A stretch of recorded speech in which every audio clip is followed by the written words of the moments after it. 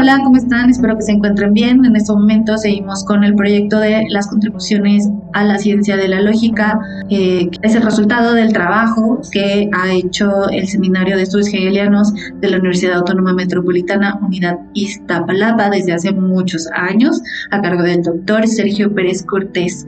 En este momento vamos a trabajar con el tema de la medida. El doctor Javier Valladares Gómez nos va a dar una conferencia respecto a este tema que se encuentra ubicado en la parte del ser en la ciencia de la lógica de Hegel. El doctor Javier Valladares Gómez es doctor en filosofía por la Universidad Autónoma Metropolitana Unidad Iztapalapa con la investigación titulada Soberanía y Subjetividad, Regulación de la Violencia en la Aristocracia Medieval. Profesor de asignatura en la Facultad de Estudios Superiores, ACATAN, y en la FES Aragón de la Universidad Nacional Autónoma de México, además de dar clases en la Ibero. Y sin más por el momento, los dejo con el doctor Javier Valladares y el tema sobre la medida.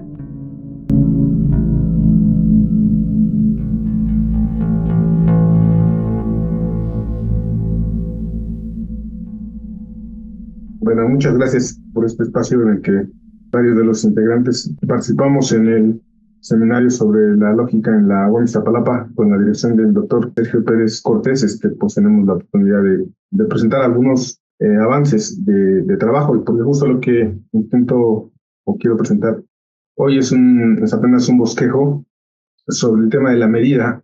Les anuncio un poco cómo va a ir para que no se vaya como a descarrilar la presentación. De lo que quiero hablar es de la medida. Lo haré en dos momentos. En un primer momento, solamente presentar como punto de contraste la manera en la que Engels leyó el tema de la medida y el debate que suscitó al interior sobre esa ley, para después intentar ver cómo algunos otros lectores de la lógica de Hegel intentaron sacar el tema de la medida del ámbito de las ciencias naturales para presentarlos en su carácter lógico. Entonces no me voy a ir por el lado de ver el tema del cambio de la cantidad en cualidad como si fuera una ley, sino solamente presentarlo como una especie de recepción de la medida, ¿no? Que a final de cuentas es un tema complicado. De hecho, solo abordaré un aspecto de la manera en la que Hegel nos presenta la cualidad, ¿no?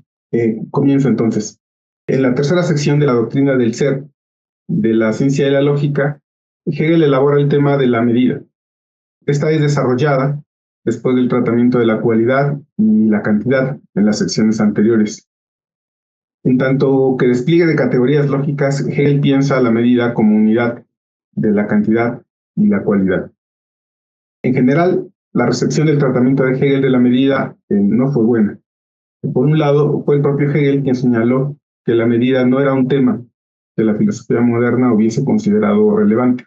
Frente al grupo de categorías de cantidad y cualidad, por ejemplo, Kant no aborda ninguna categoría, ya no digamos que se parezca a la medida, sino que señale, al menos en dirección a la medida. Hegel también menciona a Spinoza y también señala que dentro del par, sustancia y atributo, no hay nada que nos conduzca a un tercero, como que es la medida, ¿no? Respecto de la cantidad y la cualidad. Por otro lado, incluso materialistas entusiastas de la medida como Engels reconocieron que la medida en general fue mal vista como un exceso de una metafísica sistemática carente de toda referencia a los grandes avances de la ciencia moderna. Por lo tanto, intentaron leerlo como si fuese no filosófico, sino una ley de la naturaleza, ¿no? Y aquí es donde me introduzco a una breve mirada sobre este debate, podríamos llamarlo marxista, aunque es Engels el que lo elabora en una de sus obras tardías, ¿no? Pues el propio Engels entonces buscó remediar esta falta, ¿no? Es decir, la relación entre la ciencia moderna y la categoría de la medida. En su dialéctica de la naturaleza interpretó el contenido de la medida, es decir, de un cambio de la cualidad ocurrido tras un cambio en la cantidad, como una de las leyes, así lo pone, leyes de la dialéctica. Y él escribe: las leyes de la dialéctica, citando a Engels, se reducen en lo fundamental a tres: ley del trueque o del cambio de la cantidad en cualidad y viceversa. La segunda sería ley de la penetración de los contrarios, 3, ley de la negación de la negación. Continúa Engels, las tres han sido desarrolladas por Hegel en su manera idealista como simples leyes del pensamiento. El error reside en que estas leyes son impuestas como leyes del pensamiento a la naturaleza y a la historia en vez de derivarlas de ellas. Ahí sería fin de la dialéctica de la naturaleza. O sea que el punto aquí de Engels no sería tanto como el contenido de estas pretendidas leyes de la dialéctica, sino más bien su origen, ¿no? Que son el pensamiento metafísico y no, digamos, no una consecuencia de considerar a la naturaleza y a la historia en sí mismas, ¿no? Lo interesante acá es cómo las pone como leyes, ¿no? Que va a ser el tema del debate marxista del que hablo, ¿no? Continúo. Es decir, el cambio de una cualidad a partir de un cambio de la cantidad ocurre no en el pensamiento, sino en el propio ser del mundo. Para mostrar que esto es así, Engels explica que las teorías químicas de la segunda mitad del siglo XIX demostrarían eso que él llamó la primera ley de la dialéctica, ¿no? La de la medida, justamente. Cito a Engels de nuevo. La ley del trueque o del cambio de la cantidad en cualidad y viceversa. Podemos expresar esta ley para nuestro propósito diciendo que en la naturaleza, de un modo claramente establecido para cada caso singular, los cambios cualitativos solo pueden producirse mediante la adición o sustracción cuantitativas de materia o de movimiento, entre paréntesis, de lo que se llama energía. Continúa Engels. Todas las diferencias cualitativas que se dan en la naturaleza responden bien a la diferente composición química, bien a las diferentes cantidades o formas de movimiento, energía, o bien, como casi siempre ocurre, a ambas cosas a la vez. Por consiguiente, dice Engels, es imposible cambiar la cualidad de un cuerpo sin añadir o sustraer materia o movimiento, es decir, sin un cambio cuantitativo del cuerpo del que se trata. Bajo esta forma, dice Engels, la misteriosa tesis hegeliana no solo resulta perfectamente racional, sino que se revela, además, con bastante evidencia. Fin de la cita. Con gran entusiasmo, pues, entonces Engels considera que la química moderna confirma la dialéctica de la naturaleza. Pero no solo eso. De alguna manera intenta mostrar que la diferenciación entre el orden de la medida y el de la mera cantidad, o bien podría sostener la diferencia entre la física y la química. Y acá una última cita de Engels. Escribe en el mismo texto de la dialéctica de la naturaleza. Si nos representamos un cuerpo inanimado, cualquiera, dividido en partes cada vez más pequeñas, vemos que no se opera por el momento ningún cambio cualitativo. Pero esto tiene sus límites. Si logramos, como en la evaporación, liberar las distintas moléculas sueltas, podremos, en la mayor parte de los casos, seguir dividiéndolas, aunque solamente mediante un cambio total de la cualidad. La molécula se descompone ahora en los átomos, los cuales presentan cualidades completamente distintas de aquella. En moléculas formadas por distintos elementos químicos, vemos que la molécula compuesta deja el puesto a los átomos o a la molécula de estos elementos mismos.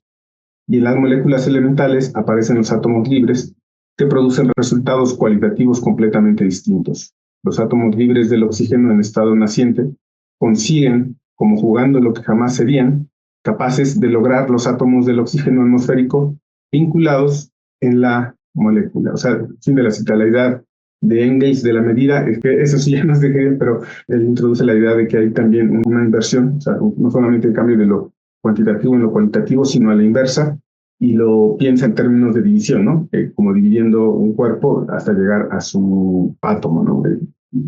Acá es la manera en la que él quiere mostrar que no se tiene que sacar necesariamente del pensamiento esta ley de la dialéctica, sino más bien sería de la propia naturaleza misma, ¿no?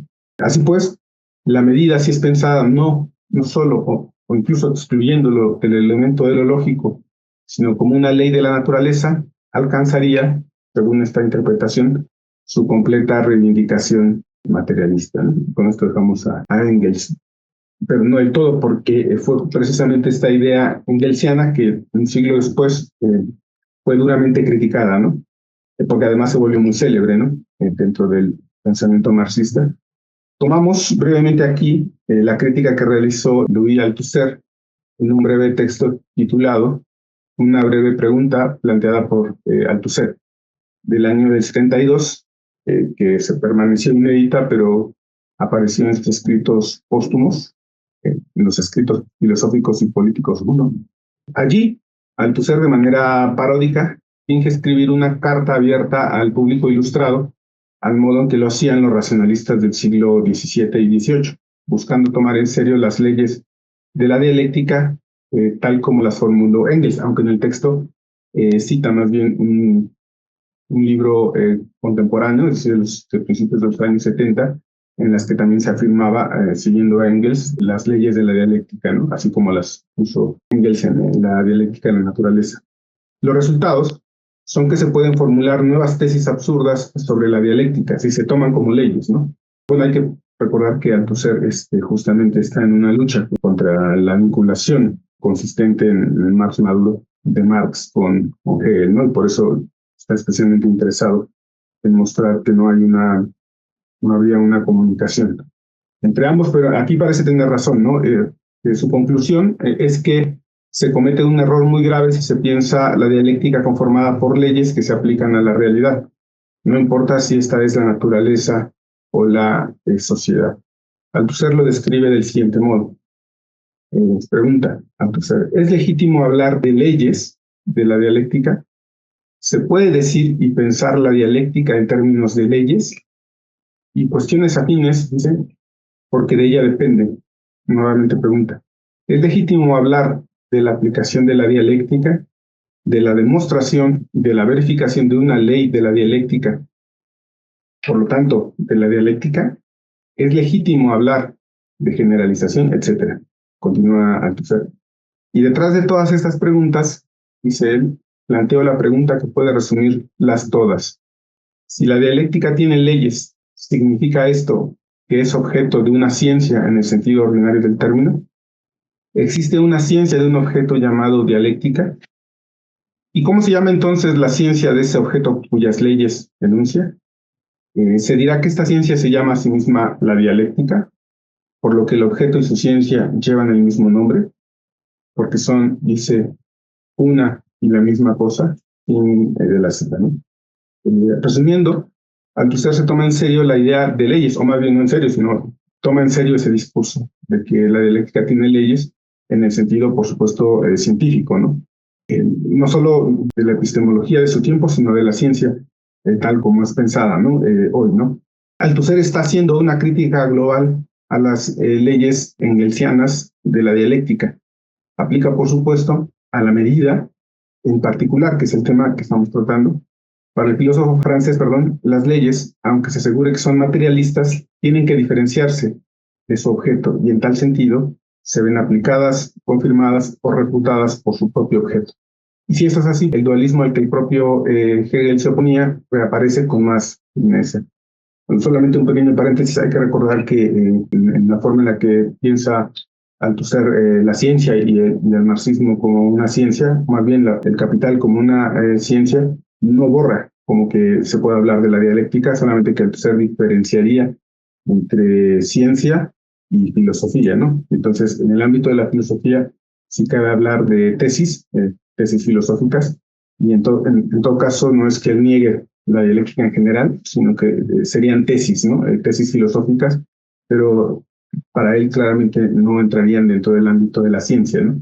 Y aquí no se mete un problema si es que adquirió las tesis de Engels, ¿no? Aunque es un debate dentro del marxismo, plantea a su manera una problemática que también está presente en quienes quieren leer a Hegel sin pasar por el marxismo, ¿no? Pero bajo la pregunta siguiente, ¿no? ¿Qué papel juega en la ciencia de la época de Hegel en su concepción de la medida? Pues es claro que allí, más que en otros lugares de la ciencia de la lógica, el debate con la ciencia de aquella época está preponderantemente más presente que en otros lugares, ¿no? Donde los cruces, los debates y las polémicas filosóficas tienen más peso. Entonces aquí, a partir de esto, regreso a ver un tipo de lectura que tiene que pasar por la ciencia de la época, pero que no se fundamentaría en ella, ¿no? Y para esta sección tendría como referencia a Huygens, quien plantea el tema de que la medida tendría que ser únicamente pensada desde el horizonte de lo lógico, ¿no? Bueno, en tal sentido, Stephen Houlgate buscaría restituir el carácter lógico de la medida, y por ello tiene que mostrar cuál es el lugar del objeto químico de la medida, pues no fue en realidad un asunto puramente engelsiano vincular el cambio de la cualidad tras un cambio en la cantidad a la química. El propio Hegel, en su desarrollo de la medida, que recordemos pasa por tres facetas: la cantidad específica, la medida real y el devenir de la esencia, está lleno de ejemplos químicos. Por ejemplo, el de la teoría de la afinidad electiva del siglo XVIII, que hoy, bueno, así de esa manera y con ese nombre, carece de relevancia, aunque algunos afirmarían como cierta continuidad reelaborada, entre otros ejemplos, ¿no? La pregunta es entonces, ¿es el quimismo el objeto del horizonte de la medida? El propio Hegel señala que lo primero que debemos advertir es que la medida no es solo un tema de la química, sino que también se encuentra en el pensamiento del mundo antiguo, el cual ya reflexionó el tema de la medida. Por ejemplo, en la idea del destino de la Grecia antigua, donde encontramos a Némesis, ¿no?, que se encargaría de mantener la medida de las cosas, ¿no? Todo exceso, toda ibis, debe ser visto como un traspasamiento de la medida, ¿no? Ante lo cual el Némesis aniquila al transgresor. Bueno, o sea, sí tiene que ver con la química, pero no únicamente, no solamente, ¿no? Lo cual ya no descolocaría de que es solamente algo que tiene que ver con la química, ¿no? Dice Houlgate, la lógica especulativa de Hegel devuelve así el concepto de medida descuidado por los modernos al lugar que le corresponde en nuestra comprensión, y lo hace demostrando que la medida se hace necesaria lógicamente por la propia cantidad y cualidad que para Kant, y sigo citando a Houlgate, aunque bajo la forma de dos tipos de clases de categorías, son las condiciones indispensables del conocimiento objetivo. Fin de la cita. Pero expandido, a ser más amplio, el ámbito en que se verifica la medida, no respondería a la objeción planteada por Althusser, ¿no? La única manera de evitar ese atolladero es sustraer la medida del ámbito de la ley y devolverla o restituirla al ámbito de lo lógico, ¿no? Houlgate advierte, y aquí voy a leer una cita larga, el autor Houlgate. Ahora bien, en su exposición de la medida en la lógica, Hegel habla de numerosos fenómenos y leyes naturales, muchos de los cuales eran desconocidos para los griegos, y asocia cada uno de ellos a una forma particular de medida. Entre estos fenómenos y leyes de la ciencia, no de la lógica, se encuentran el calor específico, la gravedad específica y la tercera ley del movimiento planetario de Kepler. El interés de Hegel por estos aspectos de la naturaleza no es casual, sino que se deriva del hecho de que, cita Hegel, las diferentes formas en que se realiza la medida pertenecen también a diferentes esferas de la realidad natural. Ya cita Hegel, pero continúa Julio. Sin embargo, es importante subrayar que la concepción de la medida de Hegel no está guiada por su comprensión de la naturaleza ni por los descubrimientos de la ciencia moderna. Su derivación de las distintas formas de la medida procede de forma inmanente al explicar lo que está implícito en el propio concepto de la medida. Y nueva cita de Hegel. Todo el curso del filosofar, afirma Hegel en la enciclopedia, no es en efecto otra cosa que un mero poner de lo que ya está contenido en su concepto. Fin de la cita de la enciclopedia. Pero continuando con Julio, que ya casi cerramos con él. Los fenómenos y las leyes naturales se aducen entonces como ejemplos de las medidas que se han derivado lógicamente. La lógica especulativa es entendida por Hegel como una lógica y una ontología o metafísica, una exposición de las categorías necesarias del pensamiento y de los modos fundamentales de ser. Los ejemplos de la naturaleza sirven así para confirmar que las medidas que la lógica hace necesarias pertenecen también al mundo. La lógica, pues, no sigue a la naturaleza ni a la ciencia natural, sino que la naturaleza ejemplifica las estructuras derivadas a priori por la lógica. Pero eso no quiere decir que la lógica tenga que ser fundamento de la ciencia, ¿no? Claramente aquí no se saca nada de ahí, simplemente la lógica es la reflexión sobre el pensamiento mismo, y después la forma en la que se constituye, se elaboran leyes científicas a propósito de su objeto, es otro asunto, ¿no? Por tanto, si queremos entender por qué hay medidas en el mundo, es crucial que comprendamos la lógica distintiva de la medida que hace necesaria sus diversas formas. Y con eso cerramos la cita de Huygens, ¿no? Que claramente tiene la intención de mostrar que la necesidad de que una figura lógica aparezca, por ejemplo, en la naturaleza, en la historia, en la sociedad, tendría que ver con ese hecho de que lo lógico sí alcanza a dar cuenta, cuando se hace bien, de la estructura ontológica, ¿no? Pero que eso no, de ahí no se puede derivar el pensamiento científico, ¿no? Por eso no es que la ciencia se derive o salga de la lógica, sino más bien la lógica tiene que dar cuenta de su estructura, digamos, de la propia forma en la que se constituye en forma de categorías o de reflexividades, y después, ya con el conocimiento científico constituido, se puede ejemplificar o no, ¿no? Es decir, la medida no se deduce de la naturaleza, sino de la propia lógica. En este caso, la lógica de la unidad de la cantidad y la cualidad, lo cual nos lleva al verdadero problema, digamos, en el que estamos, que es cómo se constituye esa unidad, porque decir que la medida es la unidad de la cualidad y la cantidad suena muy bien, pero no es una unidad formal, o sea, que tenemos dos y a ver cómo los juntamos, ¿no? ¿Qué haría que dos horizontes distintos, como el de la cualidad y la cantidad, o puedan estar en una determinada unidad? Ese es, creo, justamente el problema lógico que está en cuestión, porque decir también que se derivan está bien, pero ¿cómo se deriva, ¿no? Y ahí obviamente tendríamos que irnos al texto y seguirlo tal cual, ¿no? Al texto escrito por Hegel, ¿no? Yo lo que intentaré aquí es solamente mostrar que se puede seguir esa unidad a partir de un concepto, de una categoría, ¿no? Que es la de la determinidad, ¿no? Hegel señala que la medida no es sino la unidad de la cantidad y la cualidad, ¿no? Pero, ¿qué es lo que esto significa? Esta unidad no implica simplemente el orden cualitativo y el cuantitativo se identifican, porque o se identifican en la cualidad o se identifican en la cantidad, con lo cual dejarán de ser unidad, sino más bien desplome o caída en lo otro, ¿no? ¿De qué se trata entonces esa unidad? Para entender esta unidad tenemos que pensar estos tres órdenes, es decir, lo cualitativo, lo cuantitativo y la medida, a partir de una de las categorías más importantes de la doctrina del ser, a saber, la determinidad, ¿no? Término que usa él es Bestimmtheit. Él señala que en la medida de la cualidad y la cantidad están unificadas, pero esta unificación es abstracta, ¿no? Así dicha solamente. ¿Cómo ocurre esta unificación? El ser, nos dice, es el ámbito en el que la determinidad está en igualdad consigo misma. La determinidad de la cualidad es aquella que señala lo que el existente o el ser determinado, Dasein, es al tiempo que lo que no es. O sea, la determinidad señala lo que es y lo que no es, ¿no? Porque distingue lo que le da consistencia, digamos, a partir de lo que no es, ¿no? Esta forma de determinidad tiene su momento más alto en la categoría de límite del algo, ¿no? El límite del algo es aquello que señala lo que ese algo es, pero también lo que ya no es ese algo, ¿no? Es decir, la determinidad en la cualidad es expresamente lo que hace distinguible a cada objeto, que se vuelva él mismo, ¿no? Que devenga él mismo.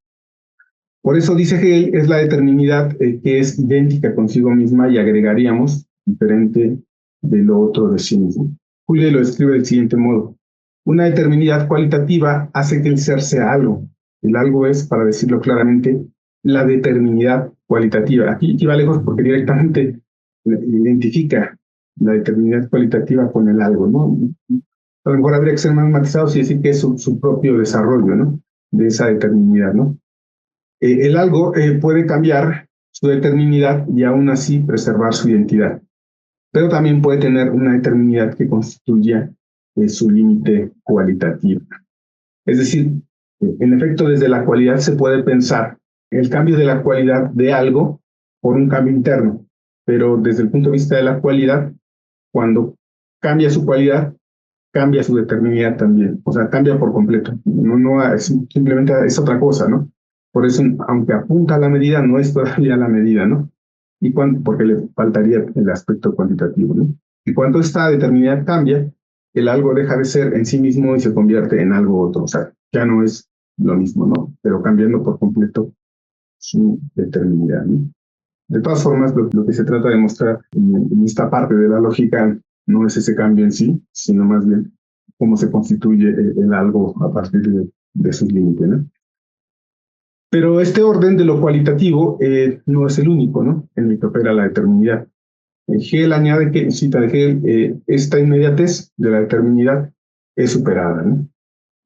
Fin de la cita. Es superada o cancelada justo en el ámbito de la cantidad, el segundo momento después de la cualidad, la doctrina del ser. Él escribe, la cantidad es el ser que se ha vuelto o ha girado, dado vuelta, dentro de sí mismo, de tal modo que es igualdad simple consigo mismo como indiferencia frente a la determinidad de la cualidad, agregaríamos.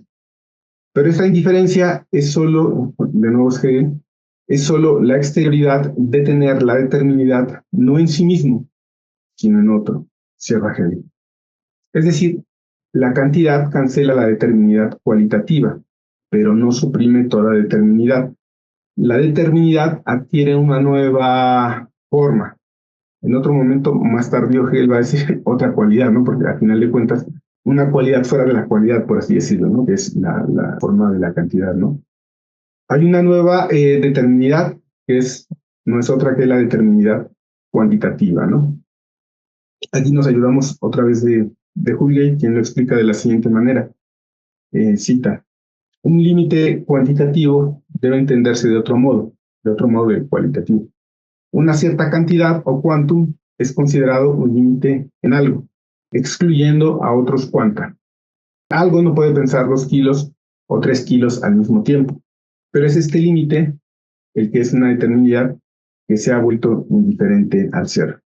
Es indiferente al ser en la medida en que algo de esta determinidad puede cambiar sin convertirse él mismo en otro algo. Algo puede volverse más pesado o más ligero sin dejar de ser él mismo. Para dar otro ejemplo, con eso cierro la cita. Un rojo, esto es de Hegel, un rojo más intenso o más débil es siempre un rojo, pero si cambiara su cualidad, dejaría de ser rojo, se volvería azul, y así sucesivamente, ¿no? ¿Qué pasó aquí, no? El límite de la determinidad cuantitativa es un límite que no es límite, dice Hegel, y allí radica justamente la diferencia con la determinidad cualitativa, ¿no? La determinidad cualitativa es un límite que distingue de lo otro. En cambio, acá de ser un límite, no hace diferencia con lo otro, ¿no? Porque entre un 1 y un 2, entre la unidad del 1 y la unidad del 2, se está exactamente en lo mismo, ¿no? Por eso es un límite que no es un límite, dice Hegel. Por eso es posible la aritmética, ¿no? Solo se traslada el límite, se avienta hacia adelante o hacia atrás, pero estamos ante exactamente lo mismo, ¿no? Solamente cambia, digamos, cuantitativamente, pero es exactamente el mismo horizonte de igualdad cuantitativa, ¿no? Ahora podemos acceder, digamos, a lo que significa la unidad de lo cuantitativo y lo cualitativo. Se trataría de la unidad de estas dos determinidades, ¿no?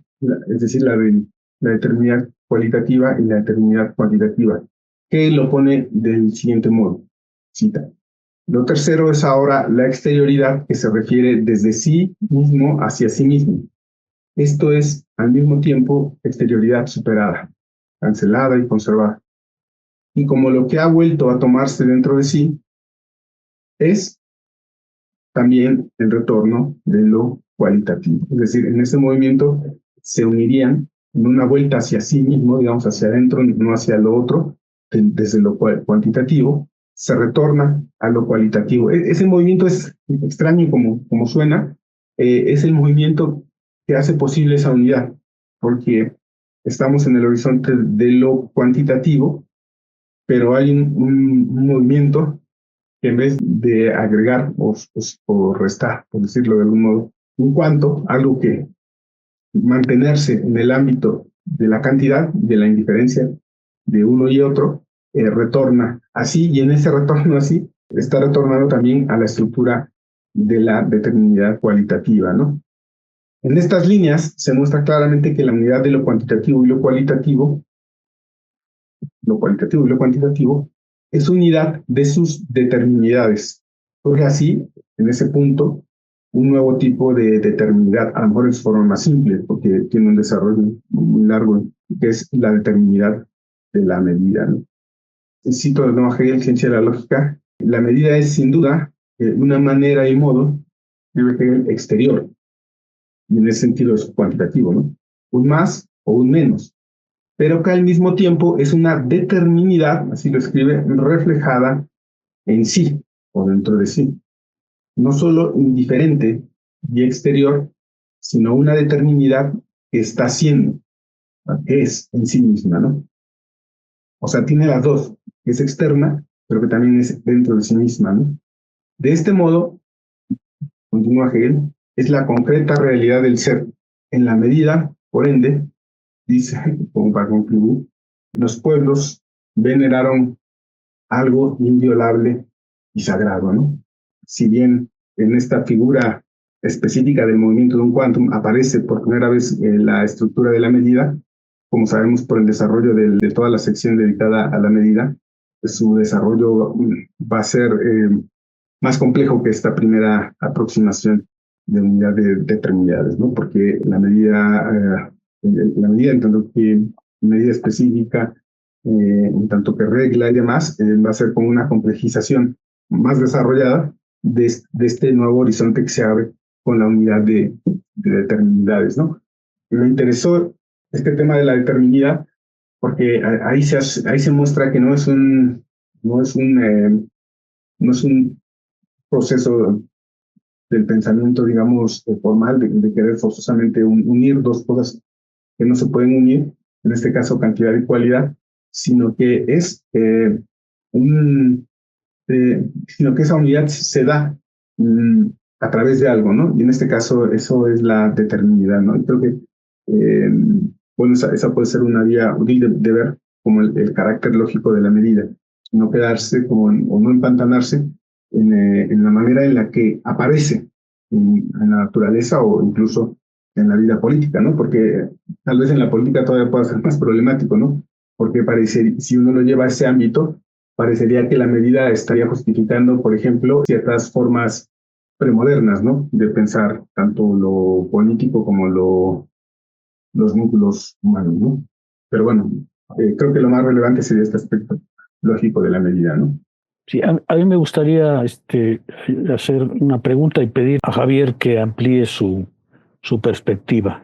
Lo primero que hay que decir es que la medida es una de las categorías, como él lo señaló, a la vez más discutidas de la lógica de la doctrina del ser, pero también una de las más discutidas porque parece plantear una concepción de Hegel respecto a la ciencia, que ya Javier mencionó, pero que conviene reflexionar para darle marco a esta primera intervención. Primera digo porque, como Javier dice, para trabajar la medida hay que tener varias sesiones distintas que requieren elaboración. Yo quisiera, Javier, pedirte que, digamos, volvieras al tema central de tu presentación de hoy, que es esa relación que Hegel tiene entre la lógica y la ciencia propiamente dicha. Esta parte, como tú señalabas, está llena, está plagada de discusiones hegelianas, no solo respecto a la química y a la física, sino a la aritmética misma. No quisiera hablar de matemáticas porque Hegel llega a discutir hasta el cálculo, ¿no? Pero claro, esto plantea para muchos lectores, y el marxismo es un buen ejemplo, el problema de cómo pensar la relación que Hegel establece entre su lógica y las ciencias, que fue el tema con el que tú abordaste tu presentación. ¿Qué podrías, digamos, ahondar en ese sentido para aquellos que siguen estas conferencias? Una de las cosas justamente que se discutían en el seminario que teníamos, justo a propósito de estas dos secciones de cantidad y medida, y cantidad, porque ahí es justo donde Hegel discute todo el tema de las matemáticas, en todos los órdenes, ¿no? Desde la aritmética hasta el cálculo, el concepto de número, etcétera, y la medida que está lleno de química, de física, de astronomía también, ¿no? justamente creo que una de las maneras en las que se pueden chocar más para un lector del siglo XX y del actual es justamente concepción de ciencia que tiene Hegel, ¿no? Porque no es la misma, ¿no? Que la ciencia tal como se ha ido desarrollando y que es, por ejemplo, la que sigue Althusser, ¿no? Porque Althusser es como una escuela althuseriana, o alguna parte de la escuela althuseriana, es la que intenta pensar al marxismo desde la ciencia, ¿no? Porque hay otras lecturas que se van, por ejemplo, más del lado de Engels, por ejemplo, o de otras incluso, ¿no? Que negarían incluso la ciencia, ¿no? Pero en este caso, esa concepción que es como muy centrada justamente en la actividad científica, parece ser que sí abre como un abismo con el pensamiento de Hegel, ¿no? Porque para Hegel la ciencia pensada como saber efectivamente real, ¿no? La cual en su concepción incluiría la ciencia, pero algo más, ¿no? Creo que yo lo entendería, o creería entender que va por ahí, ¿no? O sea, Hegel no tiene ningún problema en discutir con las matemáticas, con la química y demás, porque intenta como dar un paso más a partir de esos desarrollos científicos, y en ese aspecto es que muchas de sus críticas vienen por ese lado, ¿no? Por ejemplo, no dice que Newton no sirva, ¿no? O que esté cosa falso, ¿no? Sino como le critica una cierta concepción que se generaliza, por ejemplo, ¿no? Para pensar, por ejemplo, siempre de manera mecánica, ¿no? Y en ese caso es que a veces parece incluso anular o intentar anular al pensamiento científico, ¿no? Pero creo que aunque a veces incluso se parezca caer en esa dirección, creo que lo más relevante de Hegel no sería eso, ¿no? Como una confrontación, digamos, en igualdad de condiciones frente a la ciencia, porque las dos salen perdiendo, ¿no? O sea, Hegel sale perdiendo porque, para empezar, la ciencia se ha desarrollado de manera más elaborada o ulteriormente a su propia concepción filosófica, pero también es cierto que la filosofía de Hegel, si fuera solamente eso, quedaría ya sepultada como un horizonte del pasado. Y justamente muchas de las grandes intervenciones de Hegel radican en la forma en la que quiere integrar ese pensamiento a partir justamente de la idea de ciencia como saber efectivamente real. Por ejemplo, cuando saca la conclusión de la autoconciencia, ¿no? En la fenomenología, a partir de la crítica de un poco de Newton, de Kant y de Leibniz, no es que se derive de la ciencia eso, ¿no? Sino más bien es una conclusión que él saca a partir de la idea de que eso sea no solamente saber de un objeto, sino saber efectivamente real, ¿no? ¿Qué implicaciones tiene eso para el que conoce, ¿no? Y creo que ahí es donde Hegel sigue siendo muy relevante, ¿no? A pesar de que frente a la ciencia en algún aspecto o se actualiza, o es decir, como los lectores de Hegel no podemos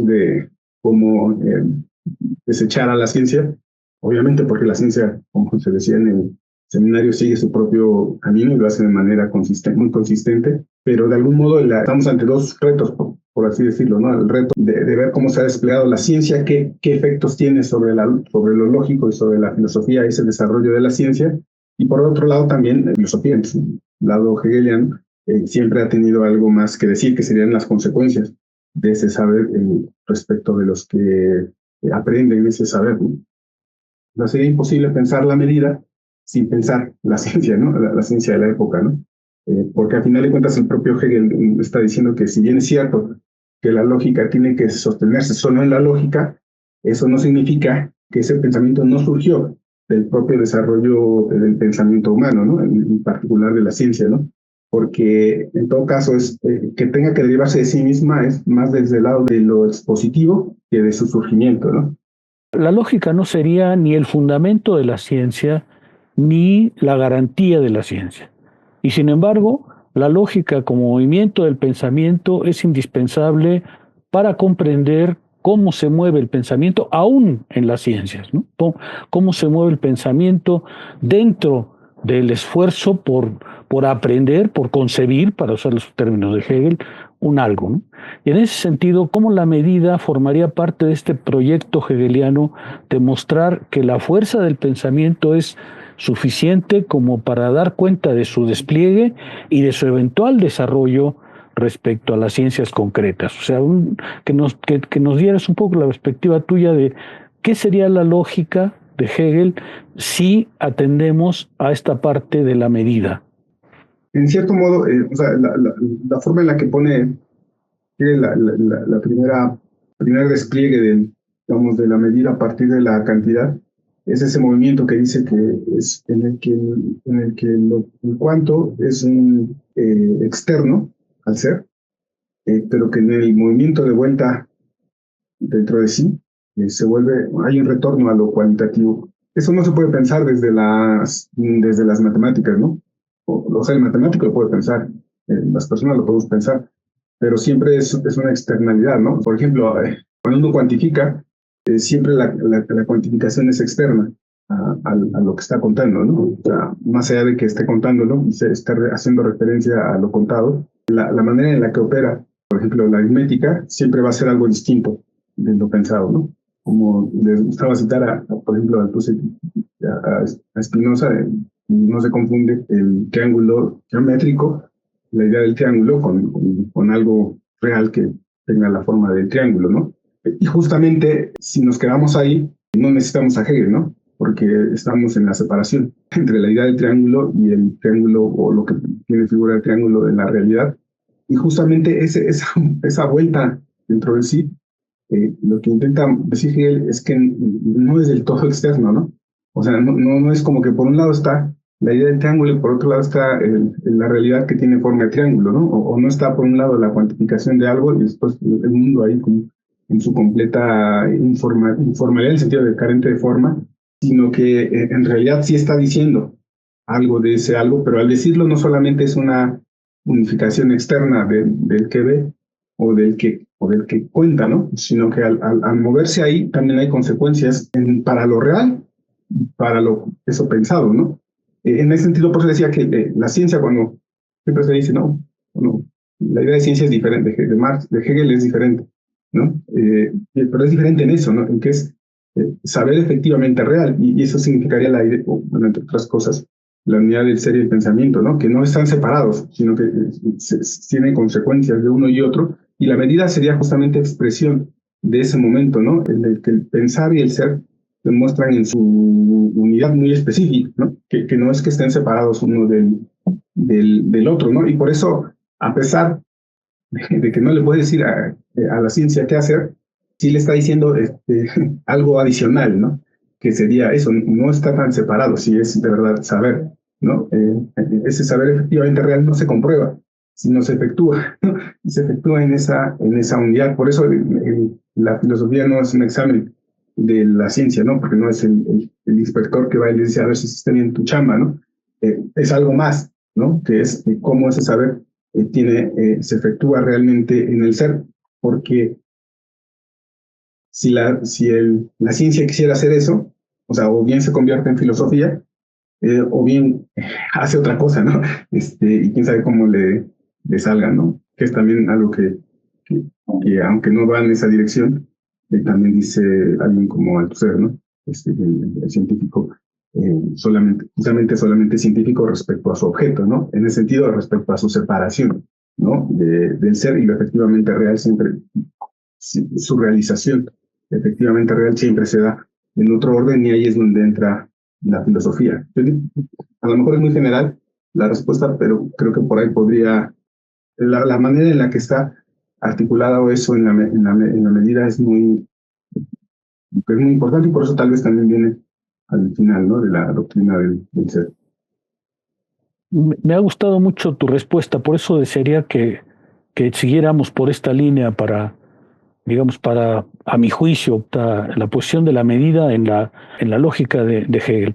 Como tú recuerdas, solíamos agarrarnos del chongo casi todas las sesiones en esta sección en particular, ¿no? Porque concebíamos de diferente manera cada uno la ciencia, concebíamos de diferente manera las intervenciones que Hegel mismo hace en esa parte específica, pero a fin de cuentas quizá todos comprendimos esto último que estás diciendo, ¿no? Lo que está en juego es de qué manera puede la lógica de Hegel mostrarnos ese vínculo entre el pensamiento y el ser. En ese caso específico, a propósito de la medida, mostrarnos cómo eso que tú llamabas una determinación externa, lo meramente cuantitativo, cuando el pensamiento trabaja sobre ello, se revierte en cualitativo, ¿no?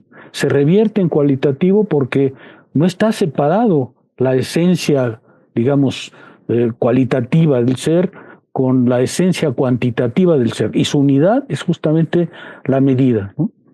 Por eso es importante subrayar el papel que ella juega en el desarrollo de la doctrina del ser y el tránsito que ella va a jugar hacia la esencia. Me gustaría que reflexionara sobre ese punto para ayudar a nuestros escuchas a comprender la importancia de la medida y las dificultades de lectura que tiene esta parte en particular, ¿no?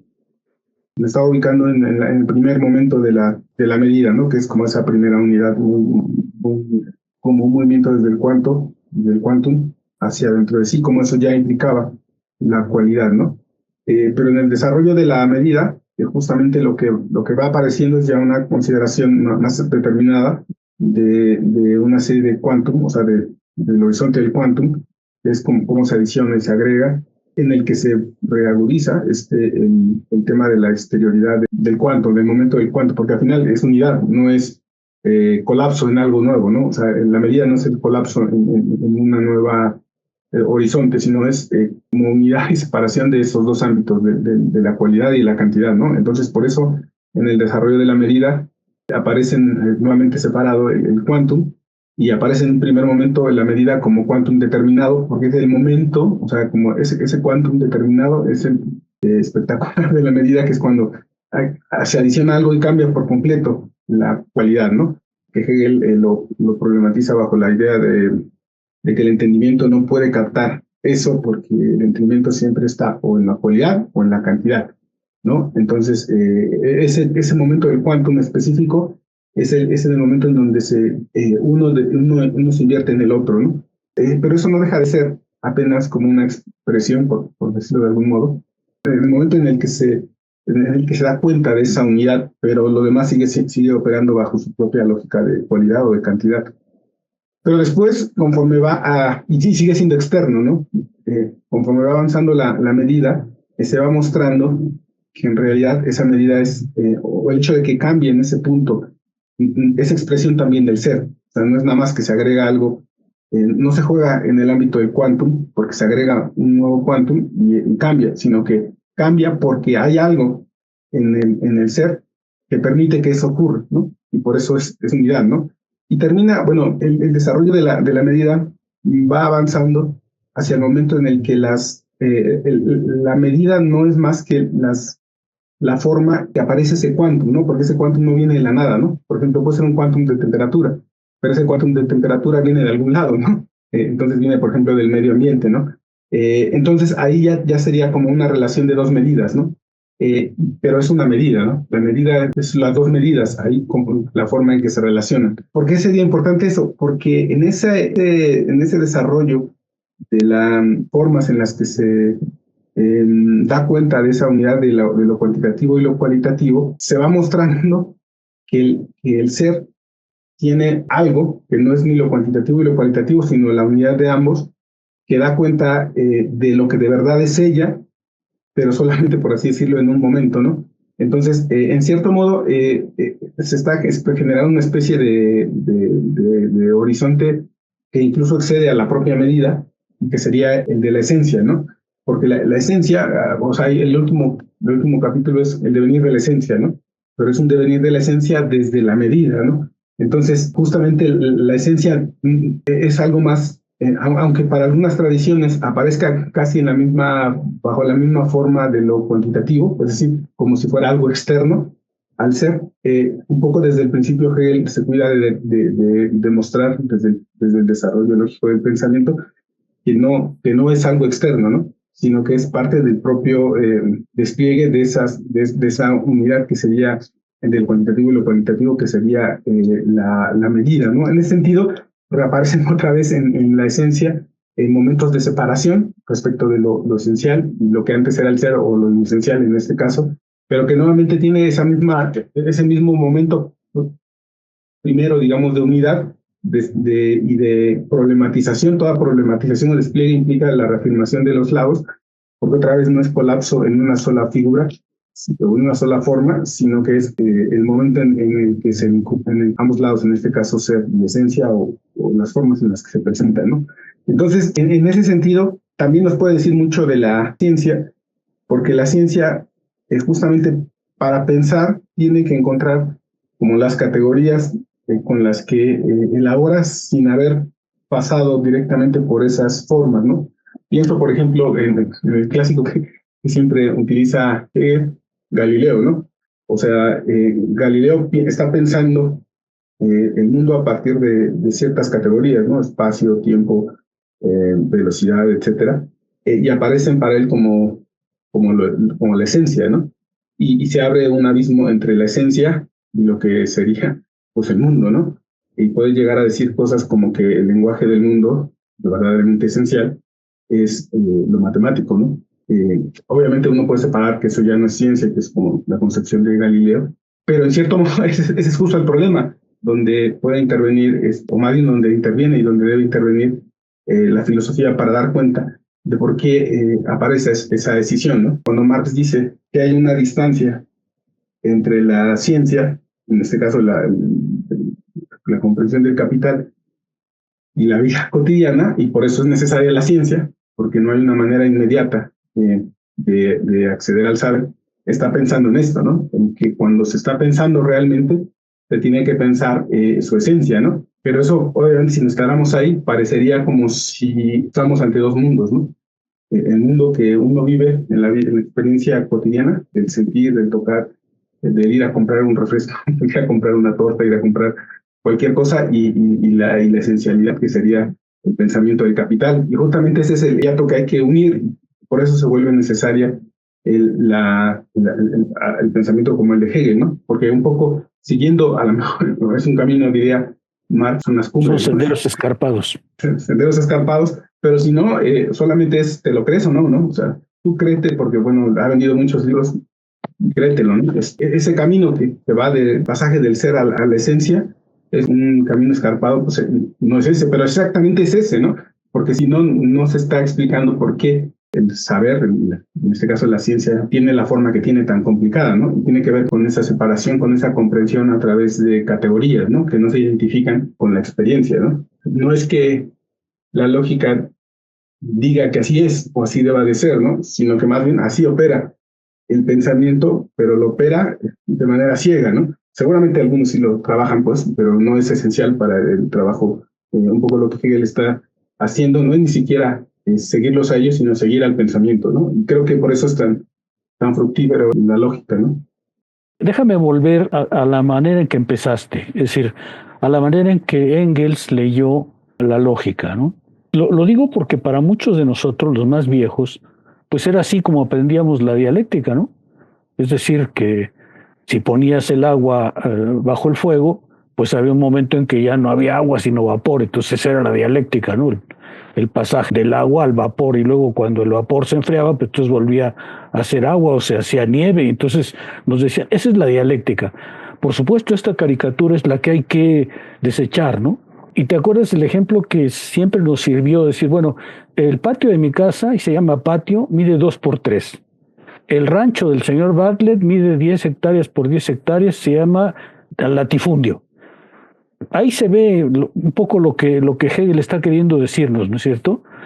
Es que el pensamiento tiene que subsumir en su esfuerzo no solamente la inmediatez del ser, sino las transformaciones del ser que puede sufrir cuando se introduce algo como su unidad entre cantidad y cualidad, ¿no? Un patio se define por su tamaño, un ejido o un latifundio también se define por su tamaño, pero al mismo tiempo son ser el mismo espacio de terreno. ¿Cómo evitar caer, hacer que la dialéctica caiga en esas caricaturas, Javier? Sí, es que, por ejemplo, cuando uno pone esos ejemplos, incluso el propio Hegel los utiliza, corre el riesgo como de verlos de manera unilateral, ¿no? Por ejemplo, ese, ¿no? El tamaño del terreno, ¿no? O sea, si yo digo, si mide, no sé, 2x4, es un jardín, ¿no? Pero si mide 5 es un, no sé, terreno privado, ¿no? Pero si ya mide, no sé cuántas, es un latifundio, pero no son 5, ¿no? Son un montón, lo decía, me acordaba porque justo era lo de Pancho Villa que decía, ¿no? Que cada familia tiene que tener 5 hectáreas, ¿no? Que para nosotros es un montón, ¿no? Pero que para la época era como, pues era permisible, ¿no? Pero, bueno, cuando uno lo ve así, corre el riesgo de ser unilateral y pensar que, bueno, pero eso es algo social. Es la sociedad la que dijo, pues está chiquito y es jardín, y está más grandote, es un ejido, o no, es una categoría jurídica, ¿no? Podría ser un latifundio, ¿no? Por ejemplo. Pero no, porque en realidad sí está en juego, o sea, la forma de evitar caer en eso sería justamente introducir la cualidad, ¿no? Porque ahí solamente sería cantidad, ¿no? Si solamente vemos por el tamaño. O sea, ¿por qué una determinada magnitud de metros cuadrados es solamente un jardín? Porque justamente esa cantidad de espacio solo sirve para un tipo determinado de actividad, ¿no? Aunque sea, no sé, un jardín de 2x4 o uno de 20x40, es relativamente un jardín porque ahí no se puede sembrar con maquinaria algún grano, ¿no? O sea, aunque sea de 20x40, ¿no? Es muy chiquito para sembrar, ¿no? Entonces, su tamaño, que es cuantitativo, permite un cierto tipo de relación con ella, ¿no? O sea, una cualidad, o sea, pues poner plantitas, ¿no? Jardín. No permite que siembre, ¿no? O que ponga ahí una fábrica, por más que sea 20x40, ¿no? En cambio, si excede esa determinada cantidad, aparece ya bajo, ya su cualidad ha cambiado.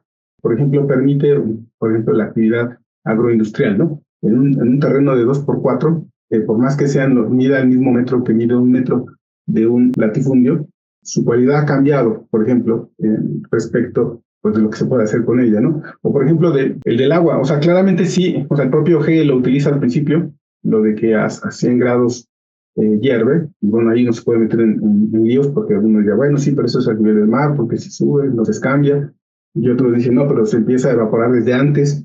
Alguien, me acuerdo haber leído apenas, a ver, el punto de 100 grados centígrados es que se evapora todo, ¿no? O sea, no nada más la superficie, ¿no? Porque en efecto se puede empezar a evaporar desde antes, pero solo la superficie, ¿no? Ese punto aplica para toda el agua que está en cuestión, ¿no? No solo para la superficie, etcétera, ¿no? A lo mejor ahí lo que uno podría decir es que ese es solamente el punto de partida, ¿no? O la medida específica, ¿no? O sea, dentro del desarrollo de la medida, de esos ejemplos son apenas de ese primer momento, ¿no? El de la medida específica, que es en ese punto, en el punto en el que cambió de cantidad, ya es otra cosa, es eso, ¿no? Todavía tiene el carácter de separar, o sea, el orden de lo cuantitativo y el orden de lo cualitativo siguen siendo cada uno perfectamente, y de hecho otra vez no se colapsan esos dos órdenes, sino que el punto, o sea, los 100 grados, o el número de hectáreas, a lo que apunta es que en ese punto está ocurriendo esa vinculación entre lo cuantitativo y lo cualitativo, pero de ahí no se saca, por ejemplo, el pasaje de la esencia, ¿no? Tienen que venir los demás desarrollos de la medida. Creo que lo más complicado, y creo que por eso, a pesar de que es un antihegeliano beberrido, Althusser tiene razón, ¿no? Cuando dice que eso no es una ley, ¿no? Y tiene razón porque además Hegel nunca lo presenta como ley, ¿no? Él está desarrollando las determinaciones de la medida, pero en ningún momento la pone como ley. Incluso cuando habla de ley, se puede decir que no es ley. Cuando, por ejemplo, habla de la ley de la identidad, la ley de contradicción, él mismo dice, así le llamaría, ¿no? Pero no es una ley, ¿no? Porque la ley tiene una estructura de saber muy específica, que es la de la separación, ¿no? Y un poco lo que Hegel quiere mostrar es que no. Pero creo que ese es justamente lo que, no sé si problemático, pero lo interesante de Engels es que en ese momento determinado parece que da la solución, ¿no? O sea, porque algo que parecía tan extravagante como esa tesis de lo cuantitativo y lo cualitativo, en los ejemplos que él utiliza de la química, como él mismo dice, parecen mostrar que algo que parecía tan complejo, tan místico, está ahí, ante tus ojos, ¿no? Y incluso no nace del pensamiento, nace de la realidad. Creo que ese es como lo atractivo de la forma en la que lo piensa Engels, ¿no? Que es mediante los desarrollos de la química, pero el problema es que aparecen como ley. Y justamente tal vez ni siquiera Engels, sino ya otros autores posteriores sí trabajaron el tema de la dialéctica como leyes, ¿no? Lo cual es problemático para la misma idea de dialéctica, ¿no? Ahora, el problema con Althusser es que después dije, bueno, eso es filosofía, ¿no? Pero filosofía solamente son tesis, y ahí es donde aparece de nuevo clausurado, digamos, lo que decíamos del saber efectivamente real, ¿no? Pero respecto a la idea de ley, creo que sí es muy, muy atinado, ¿no? Tal vez ahí, lo que, como siempre con Hegel, pasa es que muchos momentos a veces son generalizados, ¿no? O sea, como la dialéctica del amo y el esclavo, que también corre el mismo riesgo, ¿no? Está ahí, está en Hegel, pero cuando se toman y se generalizan, se mete en problemas ese pensamiento, ¿no? Porque va a tener un montón de debilidades, ¿no? Igual acá, o sea, la medida en ese primer punto, pues sí, en efecto se convierte en caricatura, ¿no? Pero no es que sea falso, ¿no? Sí es ese, pero en su primer momento.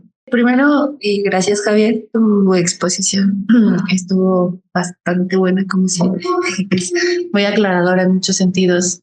E incluso te había escuchado hablar de este tema en otra parte y lo complementaste muchísimo. Solo yo quisiera como un poco ahondar en este paso de la parte del ser a la esencia, que yo sé que cuesta como un montón de trabajo, justo como estos saltos grandes en las obras de Hegel, no solamente en la ciencia de la lógica. ¿En qué sentido podría aparecer como ya la parte de la medida, que sería la parte más determinada del ser, como insuficiente para, pues sí, la verdad o el saber? Y tenemos que pasar a la esencia, ¿no? O sea, de cuál es ese corte que Hegel hace ahí, que justo tenemos que pasar como a otro registro, o sea, porque parece ya como que ya se agotó como la parte del ser ahí.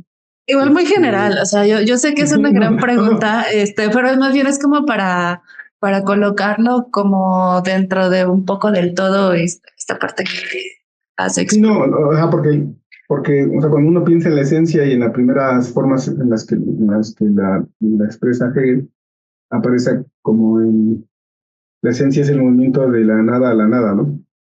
Justamente como el paso se da en esas relaciones entre dos medidas, que es una medida, el punto, digamos, límite, es el de la carencia de medida, ¿no?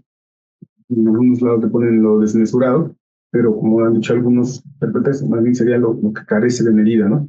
O sea, en el momento en el que esa relación de medida llega a lo sin medida, a lo que no tiene medida, a lo que está fuera de la medida, digamos, se encuentra con pared, por así decirlo, aunque no hay ninguna pared, y ese punto que no deja de ser el producto del propio despliegue de la medida, es el punto en el que se hace posible ese pasaje hacia la esencia, ¿no? Porque es un sin medida o un carente de medida de ese horizonte del ser, ¿no? Cuantitativo y cualitativo, ¿no? No es una carencia de medida que ya estaba al principio, ¿no?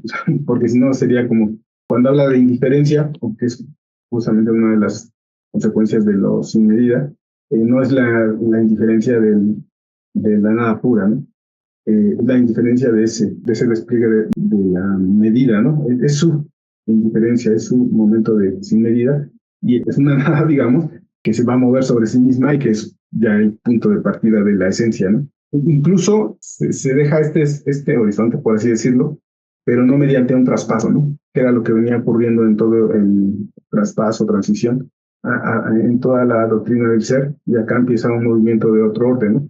Cuando eso indiferente, si mal me equivoco, se mueve sobre sí mismo, ¿no? Y ahí es donde empieza ese momento como de los más complicados, el de la esencia, ¿no? O sea, yo creo que por ahí, si uno se mete por ahí, ve que sí está conectado en el ámbito de la medida con el ámbito de la esencia, ¿no? Agradecemos enormemente la participación de Javier Valladares, así como la asistencia de todos los integrantes que pudieron estar el día de hoy en el seminario, igual que al doctor Sergio Pérez Cortés, quien siempre nos acompaña en estas conferencias, y al público en general que nos está siguiendo. Si tienen alguna duda o alguna pregunta, pueden ponerlo en los comentarios, y en algún momento que se junten una serie de preguntas, es posible que podamos hacer algún video respondiendo a sus cuestiones. Sin más por el momento, pues nos vemos hasta la próxima. Que estén bien.